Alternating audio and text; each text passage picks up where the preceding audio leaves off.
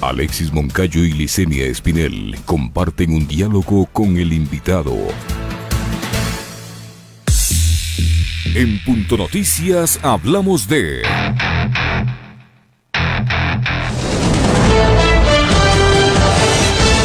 El pasado 12 de agosto, representantes y trabajadores del turismo en el país protagonizaron una marcha y plantones en 7 ciudades para pedir atención urgente al sector por parte del gobierno nacional.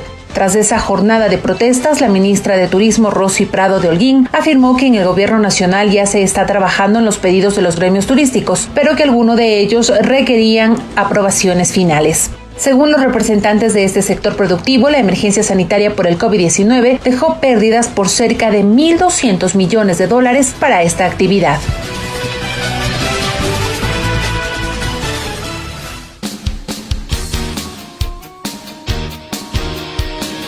8 de la mañana con 24 minutos, 8 con 24 minutos. Saludamos a Ricardo Zambrano, viceministro de Turismo. Viceministro, buenos días. Bienvenido a nuestro espacio de entrevistas en Pichincha Universal a través de Punto Noticias.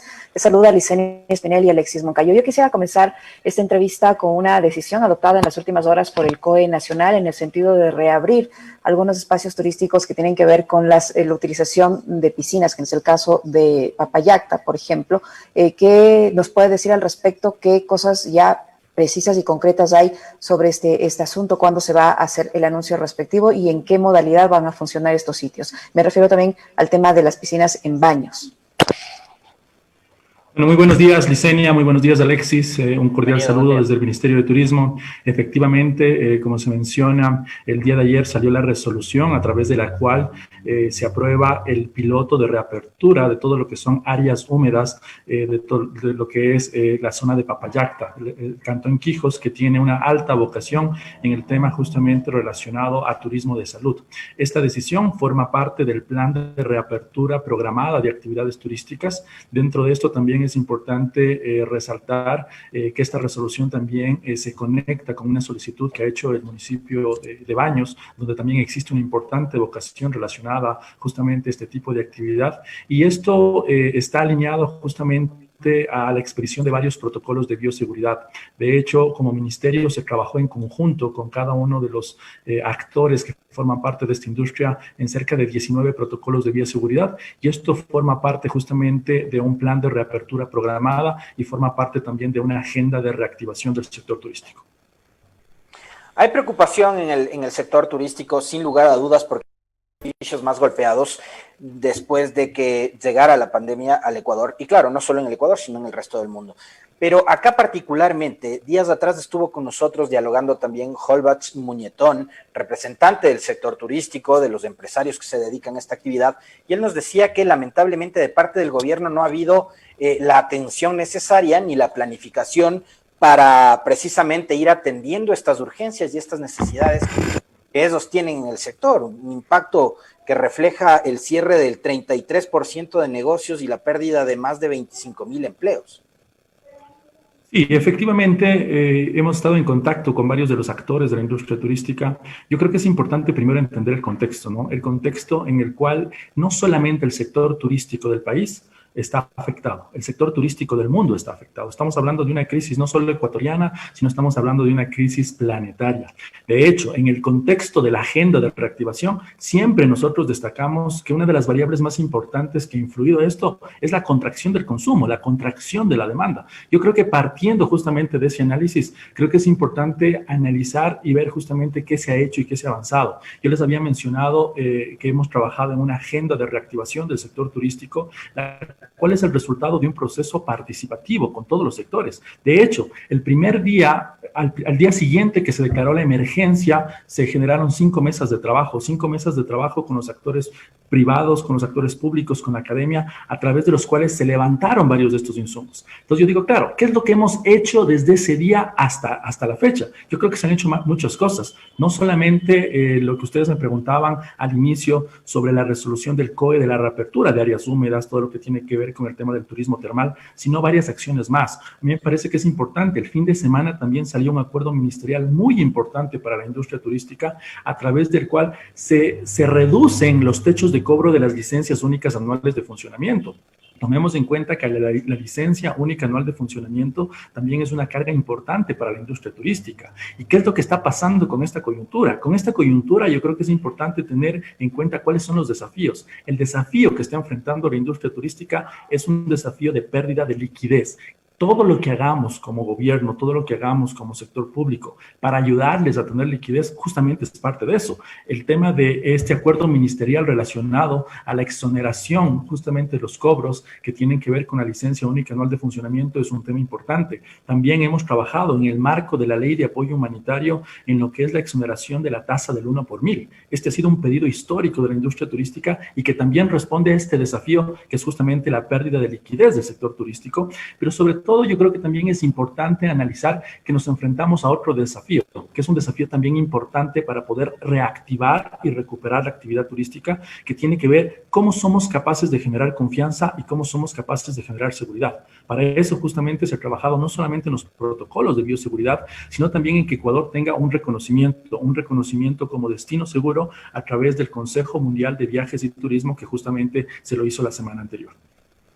Ministro Zambrano, sin embargo, el sector turístico ha dicho que las herramientas que ustedes han propuesto para reactivar el sector están, por ejemplo, la entrega de créditos. Sin embargo, no pueden acceder a estos créditos por la exigencia de garantías que son muy difíciles de cumplir para un sector que está absolutamente golpeado. Sí, efectivamente, una necesidad que tiene el sector turístico, como yo les decía, tiene que ver con la liquidez. De hecho, hemos trabajado en 3 líneas de financiamiento para poder atender estas necesidades. Una primera línea de financiamiento fue la línea creada a través de la Corporación Financiera Nacional de $50 millones a través de Pyme Express. Una segunda línea de financiamiento se creó con la Corporación Nacional de Finanzas Populares a través del sistema cooperativo, $10 millones exclusivo justamente para el sector turístico. Y posiblemente donde se ha tenido más inconveniente es en la línea Reactívate Ecuador, $1.150 millones justamente para la reactivación no solamente del sector turístico, sino también de todas las actividades económicas. Yo creo que hablar de que no han accedido a ningún tipo de industria a los créditos no es así. Nosotros hemos analizado algunas de las cifras y cerca de $6 millones ya se han colocado en el tema turístico. ¿Cuál es el problema que vemos? El problema que vemos justamente es la capacidad de pago. ¿Y por qué hay un problema en la capacidad de pago? Porque estamos en una encrucijada como actividad turística. ¿Cuál es la encrucijada? Que no tenemos, ¿no es cierto?, un punto de despegue mientras no haya una vacuna, mientras el mundo no vuelva a recuperar su confianza. Entonces, eso también está afectando justamente en lo que es la calificación crediticia. Entonces, obviamente, este es un tema que también estamos trabajando para ver cómo ayudamos a reducir el riesgo y, sobre todo, hemos hecho una solicitud también a nivel del fideicomiso que maneja justamente el programa Reactívate Ecuador para que el plazo sea ampliado de 3 años a 5 años, ya que hacer el plazo de 3 años, eso está restringiendo muchísimo el acceso a las empresas turísticas y por eso puede haber este malestar. Ahora, hay un problema que es esencial y yo coincido plenamente con usted, el hecho de que la pandemia ha cambiado para mucho las cosas, en negativo algunas, y también los comportamientos de la gente. En estos momentos los ciudadanos en su gran mayoría estarán, digamos, volteando la vista a las cosas quizás más esenciales, por ejemplo, abastecerse de alimentos, ¿no? Garantizar el acceso a la educación de los niños y demás. Quizás el tema turístico no pasa a ser una de las prioridades de la población en este momento. ¿Qué es lo que se va a hacer para trabajar sobre la marcha e ir recuperando un sector que es tan necesario para nuestra economía, pero que por obvias razones se ha visto golpeado más allá de todo esto que usted nos ha hablado, ¿no? De los créditos, del acompañamiento, de las mesas técnicas y demás? ¿Se tiene previsto cómo va a cerrar el año el Ecuador sobre ese tema y cómo va a empezar 2021? Sí, yo creo que es importante mencionar lo que tú dices en el sentido de que no solamente han cambiado las prioridades del ser humano, sino que sobre todo también han cambiado los patrones de consumo, las motivaciones de consumo de la sociedad. Y dentro de eso, obviamente, hemos analizado mucho hacia dónde están yendo esas tendencias en el marco de la agenda de reactivación. Y en ese marco, justamente, hemos priorizado en primer lugar lo que es el turismo interno y lo que es el turismo doméstico. O sea, creemos que el turismo interno y el turismo doméstico puede ser el primer antídoto para una reactivación inicial de la actividad turística. Y de hecho, ya lo hemos estado viendo. Si bien también tenemos una contracción económica como sociedad, obviamente existe un segmento que sí está justamente listo, tiene la capacidad para poderse desplazar. Pero yo creo que también hay que ver la necesidad de salir del lugar de residencia, la necesidad de poderse desplazar como una necesidad también psicológica del ser humano. De hecho, la necesidad de poder viajar no creo que ha desaparecido. Todos tenemos ganas, ¿no es cierto?, de visitar nuestros atractivos favoritos. Pero aquí lo que ha pasado es que han cambiado las variables de toma de decisión. Y justamente para eso hemos no solamente priorizado el turismo interno, también hemos priorizado el turismo rural. La ruralidad creo que tiene mucho que ganar, porque obviamente responden a las nuevas tendencias en las cuales están buscando sitios con bajo confinamiento, sitios con contacto con sitios naturales, y esto responde también a las necesidades y a las coyunturas actuales. Veíamos recientemente un estudio que se hizo en Reino Unido, en el cual se habla de que si el ser humano es capaz de tener contacto con la naturaleza por al menos 2 horas a la semana, es capaz de subir sus defensas. Entonces, si nosotros vemos que como país tenemos una vocación, alta vocación de turismo de naturaleza, yo creo que apostarle al turismo de naturaleza, apostarle a la ruralidad, apostarle justamente al turismo interno puede tener realmente una ventaja importante para esta reactivación. Por otro lado, es importante mencionar que hemos tenido también muchos diálogos con las autoridades, ministros, viceministros de turismo de América Latina. Esto lo hemos venido trabajando también con la Organización de Estados Americanos, con la OEA, en la cual también estamos viendo una segunda etapa. ¿Cuál es la segunda etapa después de priorizar justamente la reactivación del turismo interno? Es priorizar lo que es el turismo regional, es priorizar lo que son los multidestinos. Hemos trabajado, por ejemplo, con el viceministro de Turismo de Colombia, también hemos trabajado con las autoridades de turismo de Perú, de Costa Rica, en poder generar todo lo que es un multidestino que pueda prepararse para atraer el turismo internacional. Pero también no hemos dejado de estar cerca de los principales mercados internacionales. Tomemos muy en cuenta la importancia que tiene el turismo internacional para el Ecuador, más aún cuando estamos en una economía dolarizada. En una economía dolarizada, lo que más necesitamos es inyección de divisas, y esa inyección de divisas justamente está dada por el turismo internacional, y dentro de eso hemos mantenido varios contactos con las principales agencias de viajes, tour operadores de Europa, Estados Unidos. Hemos hecho justamente la presentación de protocolos de bioseguridad, de las prioridades de reactivación. ¿Para qué? Para poder ir recuperando. Parte de eso justamente ha sido también las acciones que se han tomado en lo que es la reapertura de aeropuertos internacionales. Tomemos en cuenta que no todos los destinos de la región han abierto sus aeropuertos. Ecuador tomó la decisión de reaperturar sus aeropuertos a partir del 1 de junio. A partir del 1 de agosto, Galápagos ya está justamente abierto al mundo turísticamente, uno de los principales destinos que tenemos. Qué bueno que mencione Galápagos, viceministro, porque la semana pasada los habitantes del archipiélago convocaron a una protesta, incluso pedían la salida del presidente del Consejo de Gobierno, el señor Norman Ray, porque ellos también decían sentirse desatendidos y abandonados por parte del gobierno nacional, tomando en cuenta la incidencia que tiene el sector turístico para la vida de los isleños. ¿Qué se está haciendo para trabajar en mejorar precisamente las condiciones de las Islas Galápagos?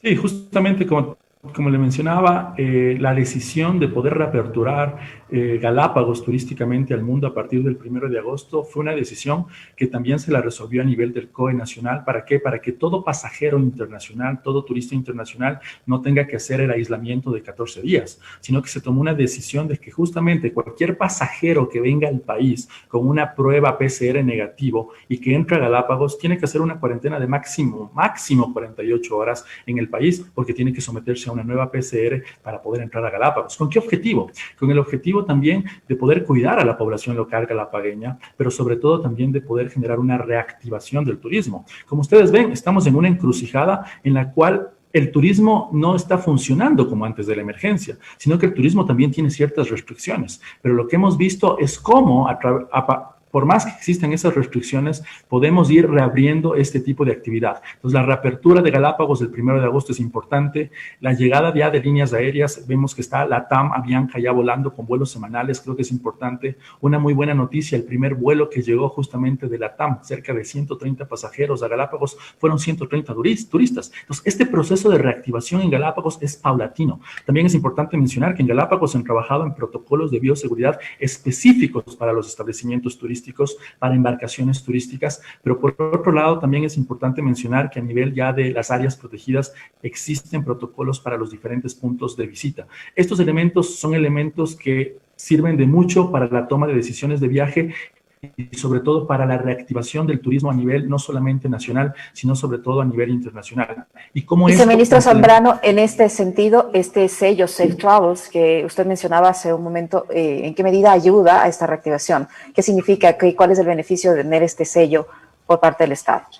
Sí, este reconocimiento que el Ecuador ha recibido la semana anterior como un destino seguro a través del Consejo Mundial de Viajes y Turismo, WTTC, justamente con este sello Safe Travel, es una contribución justamente a dar respuesta a esas necesidades de generar confianza y seguridad. Aquí lo importante es cómo un tercero dice Ecuador es un destino seguro. Ya no lo estamos diciendo nosotros mismos, ya no lo decimos nosotros, señores, tenemos 21 protocolos de bioseguridad, sino que hay un tercero que reconoce que Ecuador es un destino seguro. Y creo que aquí lo importante que hay que mencionar es que este reconocimiento viene dado no solamente por el levantamiento, expedición de protocolos de bioseguridad, sino también por un importante proceso, ¿no es cierto?, de acompañamiento, de asistencia, de capacitación a prestadores de servicios turísticos que han sido parte del expediente que se han entregado, pero sobre todo por la eliminación del aislamiento. Tomemos en cuenta que el sector turístico también estaba restringido en cierta forma por el aislamiento que tenían que cumplir todas las personas que venían fuera del país. ¿Esto por qué? Por una decisión sanitaria, ¿no es cierto?, de cuidado también a la población local. Obviamente muchos decían, ¿para qué voy a Ecuador si tengo que estar 14 días, ¿no es cierto?, en aislamiento? Entonces se tomó una decisión que fue uno de los requisitos importantes para poder acceder justamente a este reconocimiento de Safe Travel,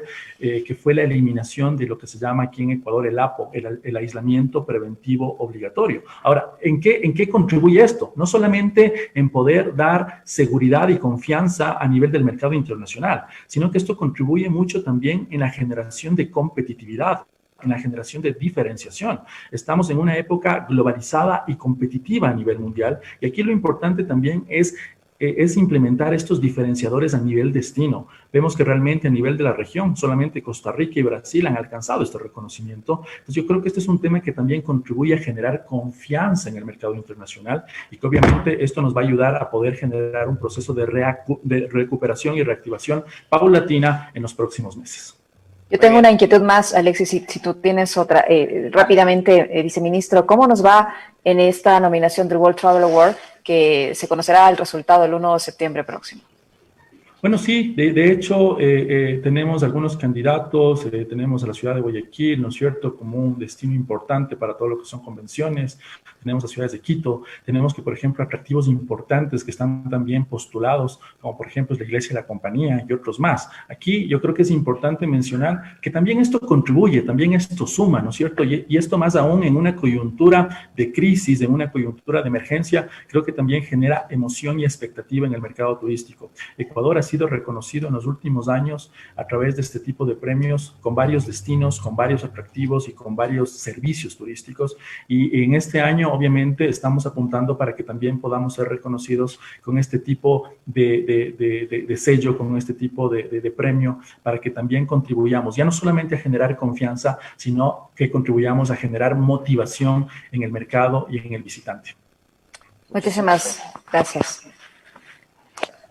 El viceministro de Turismo, son las 8 de la mañana con 41 minutos. Gracias, viceministro, por habernos acompañado en nuestro segmento de entrevistas. Ricardo Zambrano, viceministro de Turismo. Muchas gracias, un excelente día. Muy amable. Punto Noticias. Aquí se escuchan bien las noticias.